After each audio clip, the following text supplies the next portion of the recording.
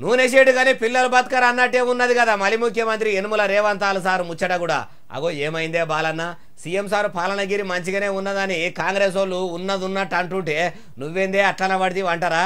ఇగో video చూసినాక నేను అన్నది కూడా వాజివే అని మీరు కూడా అంటారు, చూడండి మీరే.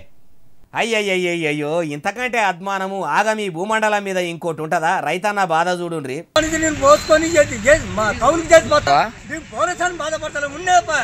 ఉన్నే కనసానికి 2 పుట్ల ఒడ్లకు ఆగం అయిపోయింది సార్.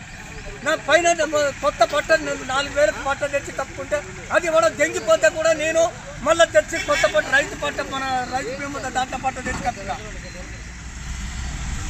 ఏ బాయిల పడాలి, ఏ చెర్ల పడాలి, సర్కారు యాళ్లకు కొంటాం అనుడే ఉన్నది కానీ 2 నెలల సంధి కొనకుంటా ఉంటే ఈ చెడగొట్టు వానల నుంచి ఎట్లా ఒడ్లను కాపాడుకోవాలి? ఇంకెన్ని దినాలు కాపు గాయాలి? కౌలు ఏం కట్టాలి? నా కడుపు నింపుకునేందుకు ఎట్లా కావాలి? కౌలు కట్టకుంటే కౌలుకిచ్చిన రైతు ఊకుంటాడా? ముసల్దాన్ని అమ్మాలన్నా నేను అమ్ముడు పోవాలన్నా అంటుండు మహబూబాబాద్ జిల్లా నరసింహులపేటలున్న ముసలి రైతు. అయ్యా వ్యవసాయ మంత్రి తుమ్మల నాగేశ్వరరావు సారు, ఏంది సార్ ఇది? పంట కళ్ళంలకు వచ్చి ఎండుడు ఆలస్యమే లేదు, ఎంటనే కొంటాము, రైతుల అకౌంట్లలో పైకం వేస్తామని కోతలకు ముంగట కొడంగల్ కాకరకాయలు ఎంత అంటే ఆందెపకాయ అంత పొడుగు గుమ్మడికాయ అంత దొడ్డు అన్నట్టు కోతలకు వస్తుంది.